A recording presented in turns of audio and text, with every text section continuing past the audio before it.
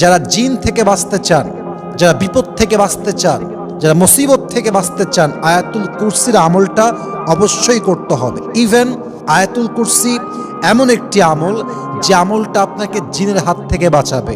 আয়াতুল কুরসি এমন একটা আমল, আপনি বিপদে পড়ে গেছেন, চতুর্পার্শ্ব অন্ধকার, কিছু দেখা যায় না, মনে হচ্ছে এই তো শেষ, দেয়ালে আমার পিঠ ঠেকে গিয়েছে, আয়াতুল কুরসি আপনাকে সে বিপদ থেকেও রক্ষার ওয়াসিলা হিসেবে কাজ করবে। সুবহানাল্লাহ পড়ো সবাই।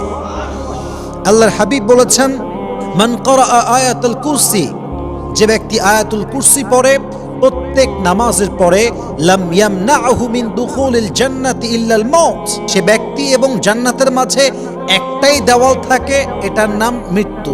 সে মরে না, তাই সে জান্নাতি হয় না, সে মরলেই জান্নাতি হয়ে যাবে। সুবহানাল্লাহ পড়বেন না আপনারা?